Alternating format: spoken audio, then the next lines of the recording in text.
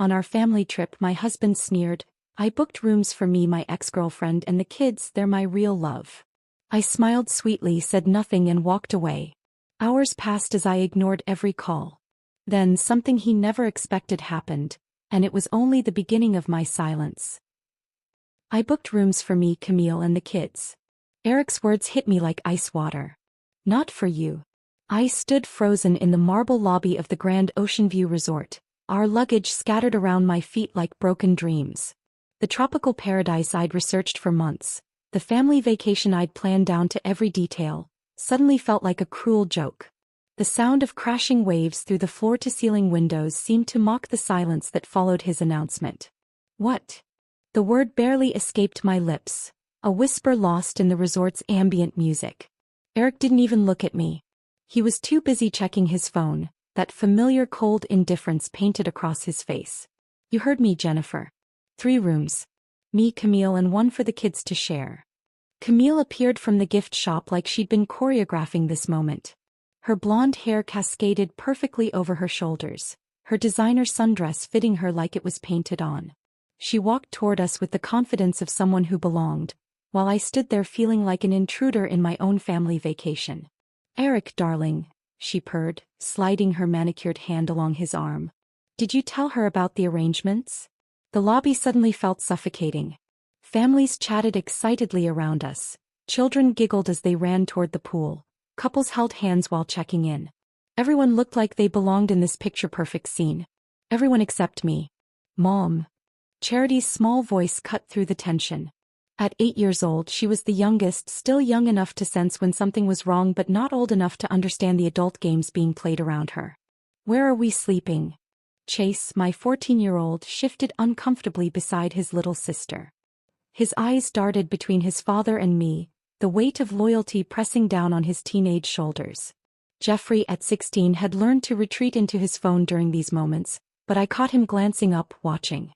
"Your mom will figure something out," Eric said dismissively, signing the registration paperwork with theatrical flourishes. "She's resourceful." Camille extended her designer purse toward me with a smile that didn't reach her eyes. "Be a dear and take this up for me? Room 412. She spoke to me like I was hired help, her voice dripping with fake sweetness that made my skin crawl. I stared at the purse for a moment that stretched like eternity. Every instinct screamed at me to throw it back at her, to cause a scene, to fight for my dignity in this marble-clad battlefield. Dad, I took it. The leather felt cold against my palms. "Jennifer's always been so helpful," Eric said to Camille, loud enough for nearby guests to hear. "She loves taking care of everyone else's needs." The children watched this exchange with growing discomfort. Charity tugged at my dress, sensing the tension but not understanding its source. Chase cleared his throat awkwardly. Jeffrey typed faster on his phone, his face reddening. At dinner, the resort's 5-star restaurant became my personal hell.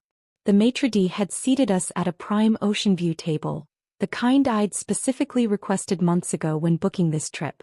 Camille sat beside Eric, her hand possessively resting on his thigh while she ordered the most expensive items on the menu. "You know what Jennifer is?" Eric announced to our table, his voice carrying that familiar tone he used when he thought he was being clever. "She's like extra luggage. Always there, always taking up space, but you're never quite sure why you brought her along." The words landed like physical blows. Chase choked on his water. Charity looked confused, glancing between her father and me. Jeffrey's fork stopped midway to his mouth. Even nearby diners turned to look, sensing the cruelty in Eric's tone. I felt heat rise in my cheeks, that familiar burn of humiliation that had become too frequent in recent months. The other families around us were laughing, sharing stories, creating memories. We were performing a twisted theater piece where I was the unwilling tragic character. "Dad." Chase started, his voice cracking slightly. "What?" Eric laughed, cutting him off.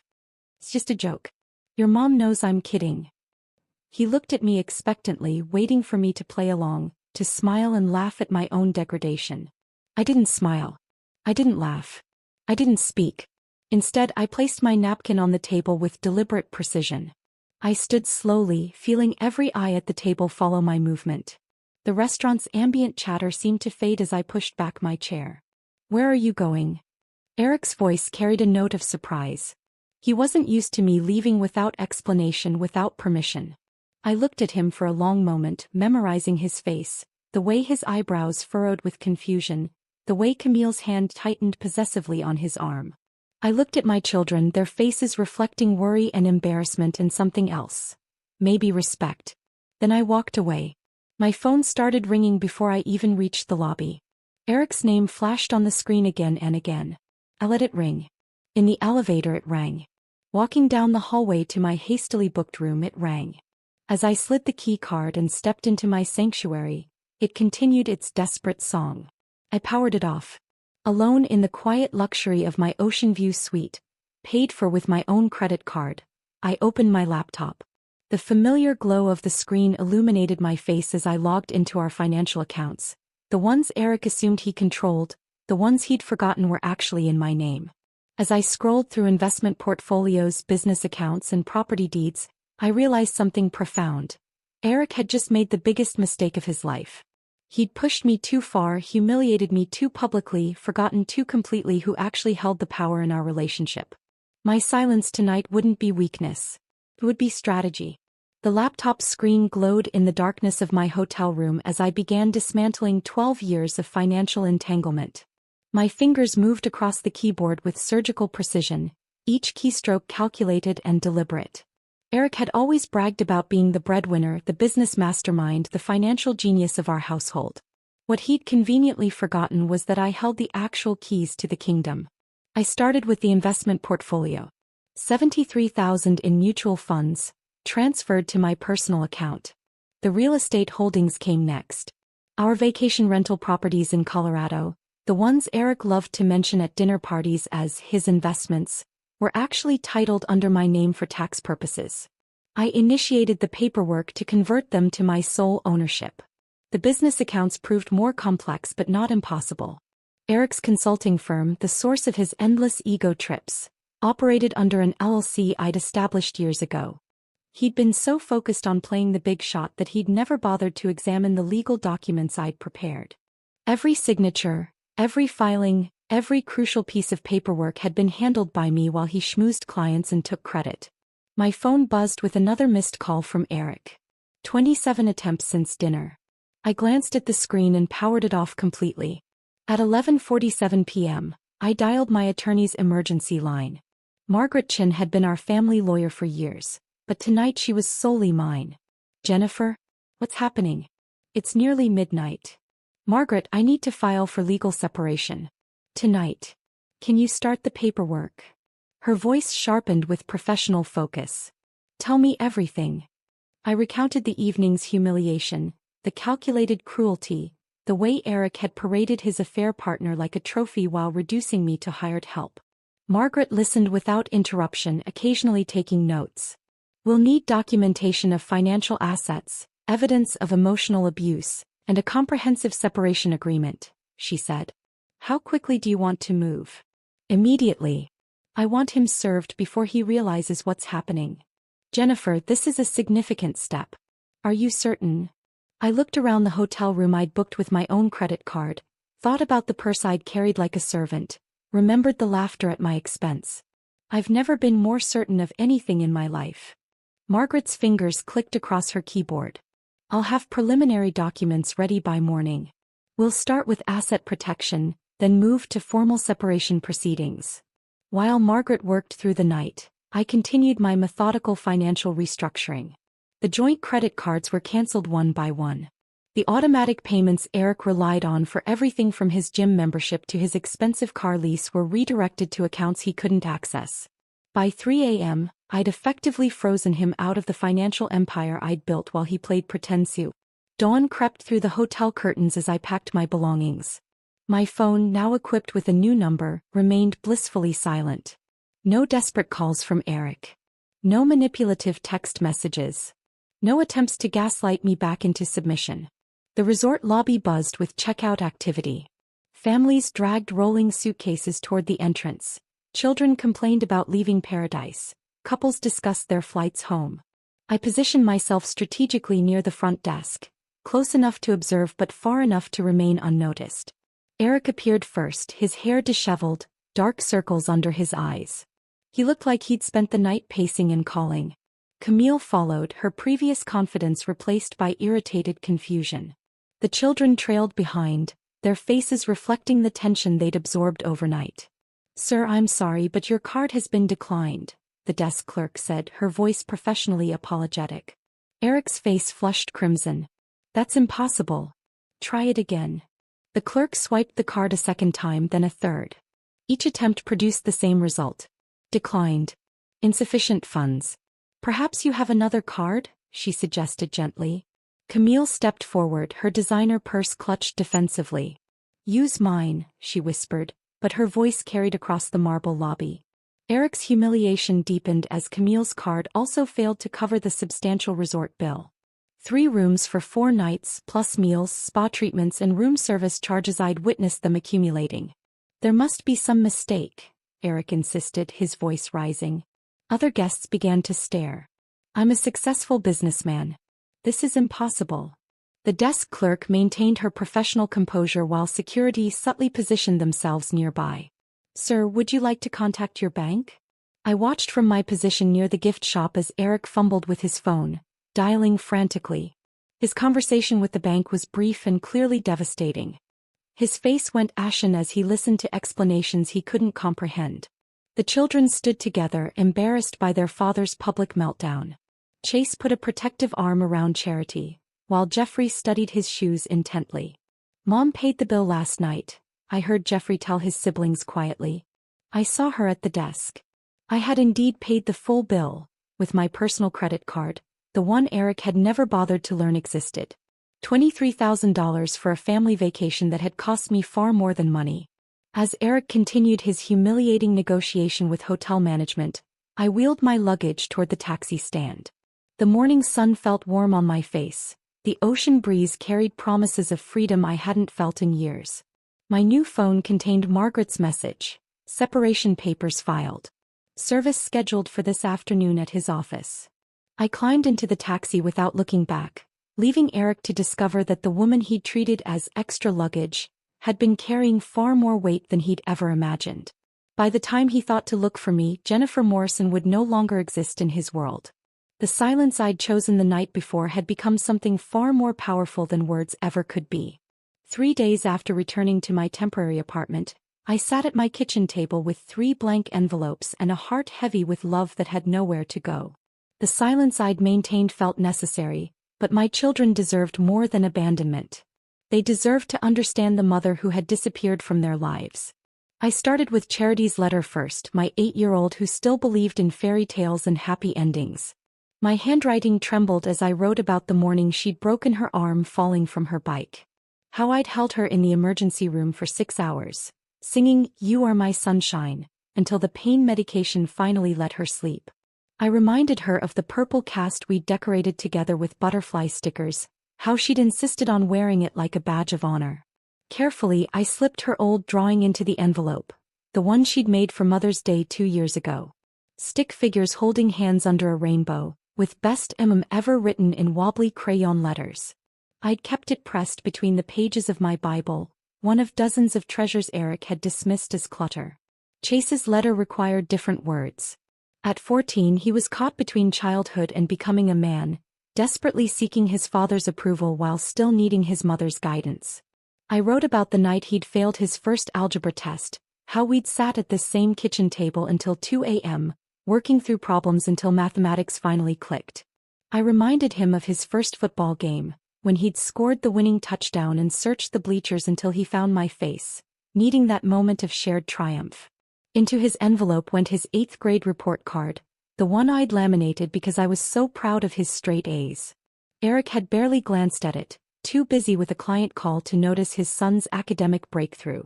Jeffrey's letter proved the most challenging. At 16 he was already building walls, preparing for the independence that loomed ahead. But I remembered the boy who used to crawl into my bed during thunderstorms, who'd practiced his pitching motion in our backyard for hours while I caught every throw. I wrote about his first broken heart, when Melissa Harper had chosen someone else for the school dance. How he'd cried on my shoulder while I made his favorite chocolate chip cookies and promised him that someday a girl would see what an amazing young man he was becoming. His baseball glove went into the envelope, the the one from Little League that he'd outgrown but couldn't bear to throw away. I'd found it in his closet during one of my secret visits to pack more belongings, tucked behind his trophies like a shrine to simpler times. I drove to their school and hand-delivered each letter to the main office, asking Mrs. Henderson, the secretary who'd known our family for years, to ensure they reached my children personally. "Jennifer, honey," she said, her eyes filled with concern. "Are you all right? The kids have been asking about you." "They'll understand soon," I whispered, my voice barely holding together. Within days, the carefully constructed harmony Eric and Camille had tried to create began cracking. Chase called me from his friend's phone. Eric had confiscated his cell after finding my letter. "Mom, I'm so sorry," he sobbed into the phone. "I didn't know. I didn't understand what you did for us. You were children, sweetheart. You weren't supposed to understand. That was my job." Through Chase, I learned about the chaos erupting at home. Camille had moved in completely, rearranging furniture, throwing away family photos, trying to erase my presence while establishing her own dominance. But children don't forget so easily. Jeffrey had found more of my hidden treasures during his search for clean clothes. A journal I'd kept documenting each of their milestones, photos from every birthday party I'd planned, certificates I'd earned from parenting classes I'd taken to be better for them. Each discovery revealed layers of maternal devotion they'd taken for granted. "She doesn't listen to us like you did," Chase whispered during another stolen phone call. "When Charity has nightmares, Camille just tells her to grow up. When Jeffrey talks about college, she changes the subject. She talks at us, not to us." The house that had once been filled with my quiet presence, packed lunches appearing like magic, homework help offered without request, scraped knees kissed better, now echoed with tension. Camille's shrill voice replaced my gentle guidance. Her impatience replaced my endless reserves of maternal energy. "Dad keeps bragging about how much simpler everything is now," Jeffrey told me during a brief encounter at the grocery store. "But nothing works anymore. There's no food in the house because nobody planned meals. My baseball uniform wasn't clean for yesterday's game. Charity cried for an hour because she couldn't find her favorite stuffed animal. The stuffed animal was in my apartment. I'd grabbed it during one of my packing trips, knowing she'd need its comfort. "Mom," Jeffrey's voice cracked slightly. "Can you come back? Just for Charity? She asks for you every night." My heart shattered and mended simultaneously. They were beginning to see what Eric had systematically tried to make invisible. The countless ways I'd held their world together through love, attention, and sacrifice. The breaking point came during Chase's championship basketball game. I watched from the parking lot as Eric and Camille arrived late, too busy arguing to notice Chase scanning the bleachers for familiar faces. When he made the winning shot, his eyes found the empty space where I used to sit, where I'd cheered at every game for 3 seasons. That night, Charity's small voice cut through the darkness of their disrupted home. "I want Mama, Jennifer." Even through Chase's whispered phone call, I could hear the profound silence that followed. Eric had no response. Camille offered no comfort. In that moment, my absence spoke louder than any argument I could have made. My children were finally seeing the mother they'd forgotten, not through my presence, but through the devastating emptiness left behind. The process server found Eric at his favorite coffee shop, the upscale place where he held his Tuesday morning power meetings. I'd told Margaret exactly where he'd be, same table, same time every week for the past 3 years. His predictability had always annoyed me. Now it served my purposes perfectly. "Eric Morrison?" The young man in the cheap suit approached his table where Eric sat across from a potential client, his laptop open, projecting success like a peacock displaying its feathers. "Yes." Eric's voice carried that familiar tone of superiority, assuming this interruption was someone seeking his business expertise. "You've been served." The manila envelope landed on Eric's laptop keyboard with a soft thud that somehow echoed through the bustling cafe. His client, a nervous-looking woman clutching a business proposal, watched with growing alarm as Eric's face drained of color. Margaret's legal documents were thorough and devastating. Asset freeze. Business dissolution. Legal separation. Every financial account tied to my name, which was nearly everything, had been systematically locked away from his access. The consulting firm he'd bragged about building was revealed for what it truly was. A shell company operating under my credentials, my connections, my credit history. "This can't be legal," Eric whispered to himself, scanning the pages with growing horror. His client gathered her papers and left without a word, sensing the professional meeting had taken a decidedly personal turn. Within hours, Eric discovered the true scope of his powerlessness. His business credit cards were declined at lunch. His corporate gym membership had been suspended for non-payment. The leased BMW he drove like a status symbol was scheduled for repossession. I'd been making those payments from my personal account for 18 months. Camille arrived at his office that afternoon in a panic, her designer heels clicking frantically across the marble floor of the building I'd helped him lease. "Eric, what is happening?" she demanded, waving her phone. "My credit card was declined at Nordstrom. The bank says there's been suspicious activity on our joint account." "Our joint account?" Eric's laugh held no humor. "Camille, we don't have a joint account. We never did." I watched this unfold through Jeffrey, who'd been present when Camille tore through Eric's home office like a woman possessed. She discovered what I'd always known but never flaunted.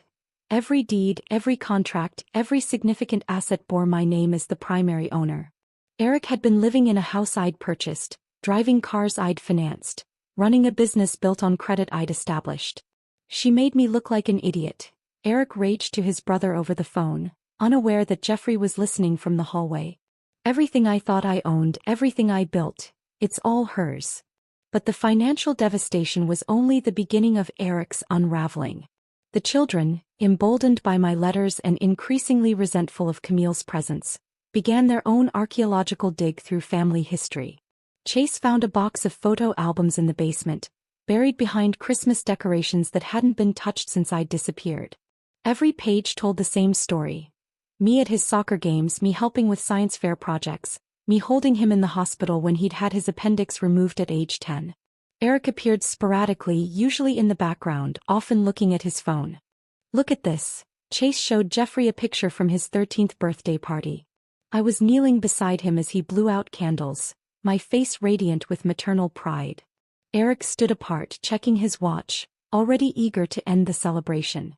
Charity discovered her baby book, meticulously maintained with my careful handwriting documenting every milestone.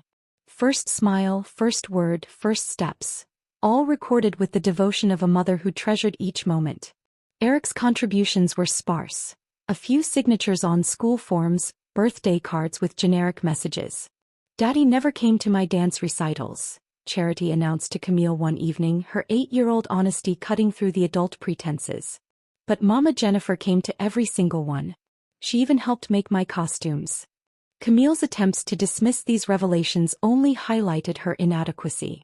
"Well, your father was working hard to provide for you," she'd say, but the children had seen the truth preserved in photographs and memories. Eric's phone calls to me became increasingly desperate. My new number remained unknown to him, but he tried every mutual friend, every family member, even my former colleagues. Each attempt met the same response. They hadn't heard from me, didn't know where I was, couldn't help him reach me. "She won't talk to me," he complained to his mother during one of his increasingly frequent visits. "How am I supposed to fix this if she won't even listen?" But I was listening to everything. Through my children's whispered phone calls, through Margaret's updates on his frantic legal maneuvers, through mutual friends who reported his growing desperation. My silence had become a weapon more powerful than any argument I could have made. The man who'd reduced me to extra luggage was discovering that he'd been living in luggage I'd packed, traveling on tickets I'd purchased, staying in hotels I'd booked. Every aspect of the life he'd taken credit for had been carefully constructed and maintained by the woman he'd dismissed as irrelevant. Late at night, Eric would sit in the house that was legally mine, surrounded by children who increasingly questioned his version of family history, living with a woman who'd discovered that his promises of financial security were built on foundations he'd never actually owned. My silence reflected back to him the truth he'd spent years avoiding. Without me, Eric Morrison was nothing more than an elaborate fiction, a character playing a role in a story someone else had written. And now the author had stopped writing his lines. Jeffrey appeared at my apartment door on a Thursday evening, his 16-year-old frame filling the doorway but his eyes holding the vulnerability of a much younger boy. Rain dripped from his hair and I realized he'd walked the 3 miles from his father's house in the storm. "Mom." His voice cracked on the single word and I saw years of suppressed emotion threatening to spill over. I opened the door wider and he collapsed into my arms like he used to when he was small and the world felt too big to handle alone. His shoulders shook as 16 years of confusion and loyalty finally found their breaking point. "Why didn't you ever tell me?" he sobbed into my shoulder. "Why didn't you tell me what you gave up for us? What Dad really was?" I guided him to my small living room, this modest space that had become my sanctuary. He sat on my second-hand couch, looking lost and angry and heartbroken all at once. "You were a child, Jeffrey. I just wanted you to feel loved. I wanted you to have a father you could respect even if—" I paused, choosing my words carefully. "Even if that meant protecting you from difficult truths." "But I hurt you," he whispered. "All those times I chose him over you, all those times I didn't defend you. I was such a terrible son." "No." My voice was firm. "You were exactly the son I raised you to be. Loyal, loving, trusting. Those are beautiful qualities, sweetheart. Don't let his failures make you question your own heart." Jeffrey pulled something from his backpack. A worn composition notebook I recognized immediately. One of my journals from 3 years ago, filled with my private thoughts during some of our family's most challenging times. "Chase found this in a storage box Dad forgot about," he said, his fingers tracing the cover. "Mom, I read about the night I broke my wrist at baseball practice. You wrote about sitting in the emergency room for 6 hours holding my hand while I cried. You wrote about calling in sick to work the next day to take care of me, even though you couldn't afford to miss those hours." I remembered that night vividly. Eric had been at a business dinner, too important to interrupt for his injured son. I'd handled everything alone as usual. "You wrote about giving up the promotion at your job because it would have meant traveling, and you couldn't bear to be away from us more than you already were for Dad's career," Jeffrey continued, his voice breaking. "You wrote about selling your grandmother's ring to pay for Chase's football equipment when Dad said the budget was too tight. The ring had been my most treasured possession, a Victorian emerald that had been in my family for 4 generations. I'd never told anyone about selling it, had simply claimed I'd put it somewhere safe when Eric asked about it months later. I wrote those things down because I needed to remember why I was making those choices," I said softly. "Not because I wanted recognition, but because sometimes the sacrifices felt so big that I needed to remind myself they were worth it." Jeffrey looked up at me with red-rimmed eyes. "He told us you were weak, that you needed us to take care of you. But it was the opposite, wasn't it? You were taking care of all of us, even him."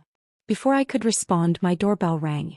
Chase stood in the hallway, soaked and shivering, with Charity's small hand clutched in his. My youngest daughter's face was streaked with tears, her favorite stuffed animal, the one I'd rescued from their house, pressed against her chest. "We walked," Chase said simply. "Charity wanted her birthday with you." I had forgotten. In the chaos of separation and legal proceedings, I'd lost track of the date. Today was Charity's 9th birthday, and somehow my children had found their way to me. "Camille planned a party," Charity whispered, her small voice barely audible. "But she invited her friends, not mine. She bought a cake with flowers, but I hate flowers on cake. She got me a dress that's too big and the wrong color. Everything was wrong, Mama." I knelt to her level, my heart breaking at the defeat in her young eyes. "Oh, baby girl. I told them I wanted you," she continued, her words tumbling out in a rush. "I said it was my birthday and I get to choose, and I choose you. Dad got mad and Camille said I was being ungrateful, but Chase said we could come find you. So we left," Chase added, his 14-year-old voice trying to sound braver than he felt. "We just walked out. Let them try to stop us." I looked at my 3 children, drenched and defiant, and felt something shift in my chest. They had chosen me. Not because I'd asked them to, not because I'd manipulated or pleaded, but because they finally saw the truth of what our family had really been. "Are you going to make us go back?" Jeffrey asked, his question holding years of fear. "Never again," I said, and meant it with every fiber of my being. "Not unless you want to." Charity launched herself into my arms, her small body fitting perfectly against mine like she'd never left. Chase followed, then Jeffrey, and suddenly we were a tangle of arms and tears and relief in my tiny living room. "I'm sorry, Mama," Charity whispered against my neck. "I'm sorry I forgot how much you love us." "You didn't forget, sweetheart. You were just confused for a while. That's not your fault." "We're not going back," Chase said, his voice stronger now. "We want to stay with you. All of us." I held my children close, feeling their heartbeats against mine, and realized that my silence had accomplished something no argument ever could have. It had given them space to see clearly, to choose freely, to come home to the love that had never wavered. My silence hadn't been punishment or manipulation. It had been protection. Protection for them to discover their own truth, and protection for me to preserve what remained of my heart. Now, with my children choosing to return to me, that heart felt whole again. The eviction notice arrived at Eric's door on a Tuesday morning in October, exactly 3 months after my children had walked through the rain to choose their truth. I learned about it from Margaret, who'd been monitoring the legal proceedings with professional satisfaction. "He's lost the house," she informed me over coffee, her voice carrying no triumph, only factual completion. "The mortgage payments stopped when you froze the accounts. He couldn't prove ownership because, well, he never actually owned it." I stirred my coffee slowly, watching the cream swirl into patterns that dissolved as quickly as they formed. And Camille?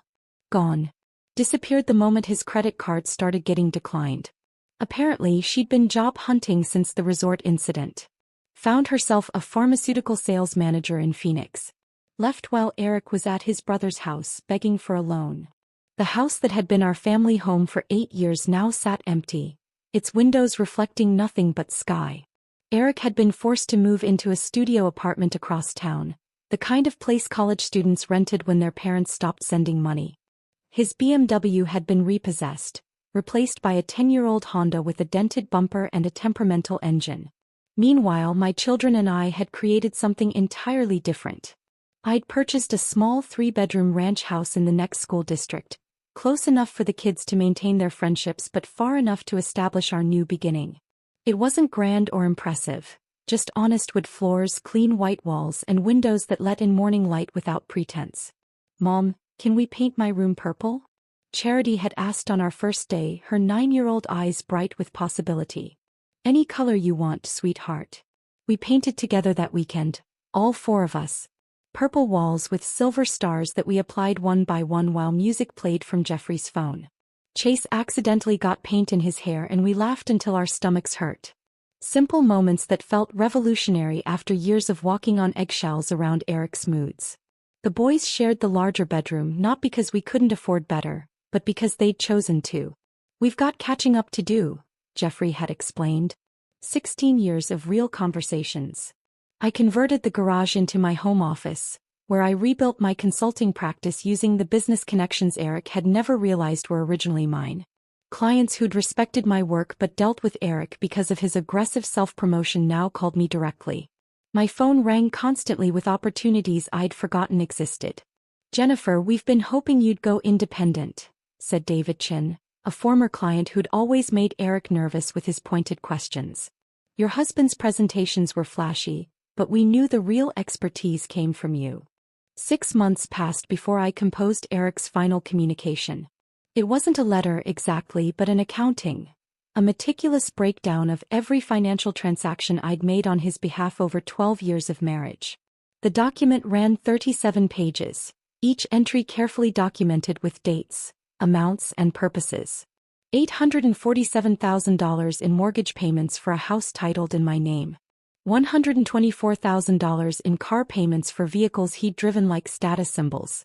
$67,000 in credit card debt accumulated for his business lunches, golf memberships, and clothing designed to project success he'd never actually achieved.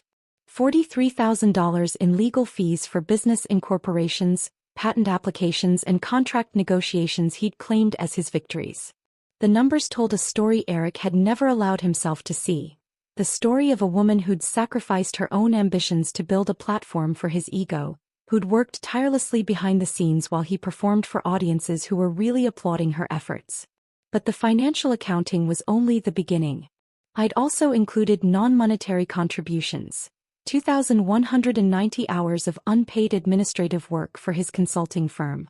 847 client dinners where I'd played the charming wife while actually steering crucial business conversations. 156 parent-teacher conferences attended alone because his schedule was always more important. The final page contained only 2 sentences. "My silence was never weakness. It was protection from you." I mailed the envelope on a Thursday, using certified delivery to his cramped apartment. According to the tracking information, he'd signed for it himself at 2:47 p.m. on Friday afternoon. He never responded. That weekend, while my children and I planted a vegetable garden in our backyard, Eric sat in his empty studio apartment reading and rereading the documentation of his hollow existence. Jeffrey later told me that his father had called him, voice shaking, trying to explain or justify or somehow minimize what the numbers revealed. "He kept saying you were being vindictive," Jeffrey reported during one of our evening walks around the neighborhood. "But I read those papers, Mom. You weren't being mean. You were just being honest." "Honesty can feel cruel to people who've been living in fantasy," I replied, watching Charity chase fireflies in our front yard. By December, Eric had stopped trying to contact us altogether. His weekly attempts to arrange visits with the children had dwindled to monthly, then disappeared entirely. The man who'd once demanded center stage in every family drama had finally learned the power of silence, not by choice but by consequence. On Christmas morning, as my children opened presents in our modest living room, Eric woke up alone in his studio apartment to the sound of upstairs neighbors arguing. The silence he'd once imposed on me had become his permanent companion, echoing through rooms that held no laughter, no warmth, no evidence that love had ever existed within those walls. I watched my daughter carefully arrange her new art supplies, my son's debate strategy for the board game they'd unwrapped, and realized that silence, wielded with purpose, had given us everything we'd never known we were missing. Eric's world had shrunk to the size of his understanding, small, empty, and profoundly quiet. Ours had expanded beyond measure. If this story of silent revenge had you hooked, hit that like button. My favorite part was when Jennifer quietly dismantled Eric's entire world from her hotel room while he thought she was just extra luggage. What was your favorite moment? The declined credit card? The kids choosing her? That final envelope of truth? Drop it in the comments below and subscribe for more stories.